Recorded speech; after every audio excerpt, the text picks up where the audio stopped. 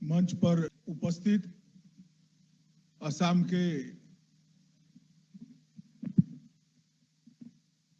लोकप्रिय मुख्यमंत्री भाई हेमंत विश्व शर्मा जी, भारत सरकार के गृह सचिव अजय भल्ला जी, असम सरकार के उद्योग मंत्री चंद्रमोहन पटवारी जी, गुवाहाटी की पूर्व मेयर और सांसद श्रीमती क्वीन ओझा जी, आज जिनके निमंत्रण पर मैं यहां पर आया हूं, भारत के महारजिस्ट्रार एवं जनगणना आयुक्त डॉक्टर विवेक जोशी और श्री संजय अरोरा, महानिर्देशक सशस्त्र सीमा बल, और आज के कार्यक्रम में यहां पर उपस्थित भाइयों बहनों और ऑनलाइन जुड़े हुए जनगणना से संबंधित और एसएसबी के सारे प्यारे जवान भाइयों बहनों को मेरा नमस्कार। आज एक दृष्टि से बहुत महत्वपूर्ण कार्यक्रम के लिए मैं आसाम में आया हूं। आसाम का जनगणना भवन, इसका आज लोकार्पण हुआ है।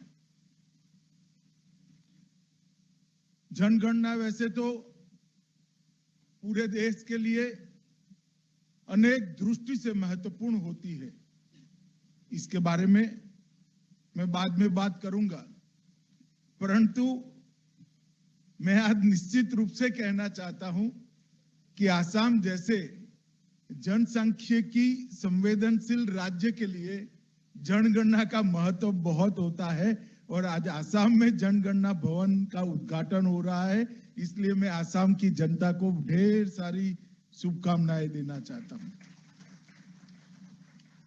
मित्रों, लोकतंत्र के अंदर हम जनमानस कुछ इस प्रकार से 75 साल में हो गया है कि मांगों के आधारित लोकतंत्र हुआ है। डिमांड ड्रिवन लोकतंत्र की रचना हो गई है। कहीं पर पानी नहीं मिलता है, कहीं रोड नहीं हुए, कहीं स्कूल की व्यवस्था नहीं है, कहीं मेडिकल सुविधाएं नहीं है, कहीं आवास की व्यवस्था नहीं, कहीं ड्रेनेज की व्यवस्था नहीं है, कहीं पीने की पानी की व्यवस्था नहीं। ये सारी कमियों की तो चर्चा होती है देश में।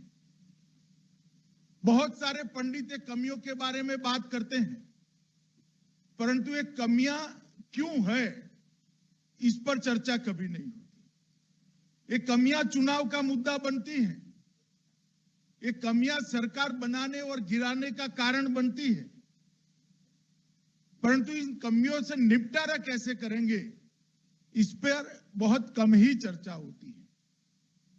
और मैं आज बहुत विश्वास के साथ कहना चाहता हूं, ये सारी कमियों से अगर निपटारा पाना है, किसी भी देश को पाना है, तो उसका प्लानिंग ठीक होना चाहिए, आयोजन ठीक होना चाहिए, और प्लानिंग तभी ठीक हो सकता है जब सटीक जनगणना उपलब्ध हो। जनगणना ही बता सकती है कि देश में विकास कहां पर कम है। जनगणना ही बता सकती है कि हमारे देश में एससी की स्थिति क्या है, एसटी की स्थिति क्या है, पहाड़ों पर किस प्रकार का जीवन लोग व्यतीत कर रहे हैं, गांव कस्बों में किस प्रकार का जीवन व्यतीत कर रहे हैं, शहर में किस प्रकार का जीवन व्यतीत करते, इसका वर्णन और संख्या दोनों जनगणना से ही मिलता है। और बजट का प्लानिंग अगर जनगणना के रेखांकित किए हुए विकास के नक्शे के आधार पर होता है, तो सारी समस्याओं का समाधान अपने आप आ जाता है। देश के प्रधानमंत्री नरेंद्र मोदी जी ने इसीलिए जनगणना को बहुत महत्व देने का, शुरू से ही उसको बहुत महत्व देने का निर्णय किया है। और अब गृह मंत्रालय ने तय किया है कि आधुनिक से आधुनिक तकनीक के आधार पर जनगणना को साइंटिफिक बनाया जाएगा, सटीक बनाया जाएगा, बहुआयामी बनाया जाएगा और उसके डेटा के विश्लेषण की सारी व्यवस्थाएं की जाएगी। और जनगणना को केवल जनसंख्या और जनसांख्यिकी के आंकड़ों के साथ नहीं, विकास के आयोजन का, विकास के प्लानिंग का आधार बनाने के लिए एक नई शुरुआत देश के प्रधानमंत्री नरेंद्र मोदी जी की शुरुआत में हुई है, उनके नेतृत्व में हुई है। और मुझे पूरा विश्वास है 2024 के पहले भले ही हमें कोविड ने हमारी स्पीड कम की हो, परंतु आरजीआई कार्यालय का संपूर्ण आधुनिकीकरण हम समाप्त कर देंगे। एक ऐसे सॉफ्टवेयर की निर्मित करेंगे जो अनेक प्रकार के काम एक साथ कर लेंगे। मैं आपको बताना चाहता हूं कि हमने जनगणना को बहुत हल्के से लिया है। देश ना ये नाते हमने बहुत हल्के से लिया है, समाज के नाते बहुत हल्के से लिया है। जनसांख्यिकी, जनगणना जनसांख्यिकी की तस्वीर हमारे सामने लाती, डेमोग्राफिक चेंज की तस्वीर हमारे सामने लाती, देश का आर्थिक विकास का नक्शा और आर्थिक विकास में पीछे पड़ गए भौगोलिक क्षेत्र और सामाजिक समूहों को इंगित करती है, बताती है। सामाजिक संरचना में होते हुए बदलाव को भी यही जनगणना हमें परिचय कराती है और भाषा की और सांस्कृतिक परिचय भी यही जनगणना कराती है। इतने बहुआयामी एक्सरसाइज को, बहुआयामी कवायद को दुर्भाग्य से अब तक जितना महत्व मिलना चाहिए था वो नहीं मिला है। और मैं बड़े विश्वास से हमेशा कहता हूं, विकास का खाका खींचना ये अच्छे जनगणना के रिपोर्ट के अलावे संभव ही नहीं है। और आप लोगों की रिस्पॉन्सिबिलिटी है, आप लोगों की जिम्मेदारी है कि ये देश विकास के रास्ते पर आगे चल पड़े। शायद और किसी ने जनगणना के साथ जुड़े हुए मेरे कर्मचारी अधिकारियों को महत्व न दिया हो, मगर मैं आपके काम की कठिनाइयों को जानता हूं। 130 करोड़ लोगों के घर घर जाकर घर की सारी सुविधाएं उनसे पूछकर, जबकि बहुत सारे लोग नॉन कोऑपरेटिव भी होते हैं, बहुत सारे लोग अशिक्षित भी होते हैं और बहुत सारे लोगों को ये पूरी एक्सरसाइज बहुत उपयोगी भी नहीं लगती, फिर भी आपने इतने सालों तक इसको ढंग से किया है, जिसके आधार पर आज एक विकसित भारत का नक्शा हमारे सामने खड़ा है। हम आजादी के 75वें साल में खड़े, आजादी का अमृत महोत्सव मना रहे हैं और हम सब ने तय किया है, मोदी जी के नेतृत्व में मोदी जी ने पूरे देश का आह्वान किया है कि देश जब आजादी की शताब्दी मनाता हो तो हर क्षेत्र के अंदर देश सर्वोच्च स्थान पर दुनिया में होना चाहिए। इस प्रकार का 25 साल का आयोजन हमने करना है। और अगर 25 साल का आयोजन इस प्रकार से करना है तो देश की छोटी सी छोटी समस्या पर हमने काम करना पड़ेगा, छोटी सी छोटी समस्या का समाधान करना पड़ेगा। और इसलिए जनगणना बहुत ढंग से तैयार हो, ये जरूरी है। और इसमें ये भगीरथ काम में आप लोगों का और आपके साथ जो हंगामी रूप से जोड़ने वाले अनेक राज्यों के म्युनिसिपल कॉर्पोरेशन के पंचायतों के जो कर्मचारी है, इनका काम बहुत कठिन है, मैं जानता हूं। जनगणना आंकड़ों का एकमात्र स्रोत होता है।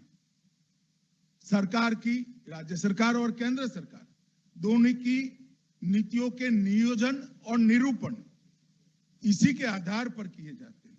राष्ट्रीय और अंतर्राष्ट्रीय अभिकरणों, स्कॉलरों, व्यापारियों और उद्योगपति भी इसी के आधार पर भारत का आगे का विकास का नक्शे का परिचय लेते हैं।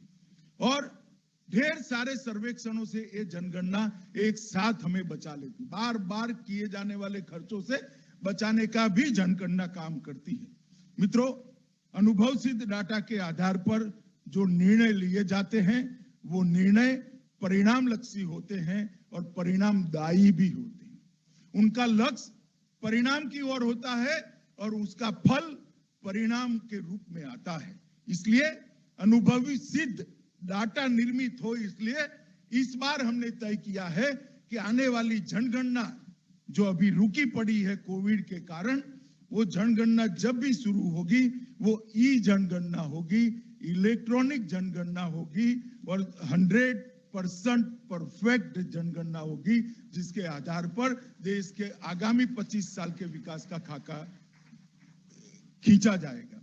मित्रों, मैं आज जो भवन लोकार्पण हुआ है, इसके लागत और क्षेत्रफल और इसको ग्रीन भवन बनाया गया है, ये सारी बातों में जाना नहीं चाहता, परंतु मुख्यमंत्री श्री हेमंत बिस्वा शर्मा का बहुत बहुत धन्यवाद करना चाहता हूं कि इन्होंने इसके लिए भारत सरकार की मदद की है।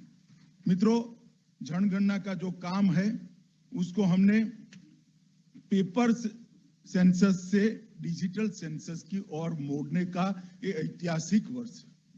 इसलिए इस बार आप सबका काम बहुत कठिन है। अगर ढंग से हम इसको सीख कर करेंगे तो सरल भी है, क्योंकि आज देश में 50% आबादी ऐसी है, एक बार उसके मोबाइल के अंदर आपने ये सॉफ्टवेयर डलवा दिया तो वो खुद भरकर आपको भेज देंगे, आपको वो टीडीएस काम करने की जरूरत नहीं पड़ेगी। और मैं इसकी शुरुआत करने वाला हूं, मेरे परिवार का सभी सदस्यों का फॉर्म ई स्वरूप में भरकर मैं आपको जरूर आपके सॉफ्टवेयर पर भेज दूंगा। और मुझे भरोसा है देश की जनता भी इसमें बहुत सहयोग करेगी, क्योंकि जनता के अंदर हमने जागृति करनी है कि जनगणना को एक नए नजरिए के साथ देखना पड़ेगा। ये समय की जरूरियत है और ये पूरी एक्सरसाइज हमने करते हैं तब सरदार पटेल को जरूर याद करना पड़ेगा कि जनगणना संगठन जो अस्थायी स्वरूप में काम करता था, उसको सबसे पहले स्थायी स्वरूप देने का काम 1951 में हमारे पहले गृह मंत्री सरदार वल्लभ भाई पटेल ने किया था। और उस वक्त उन्होंने कहा था कि ये संगठन स्थायी होने के साथ ही भारत के विकास का नक्शा भी स्थायी रूप से बदलता भी रहेगा, आगे भी बढ़ता रहेगा।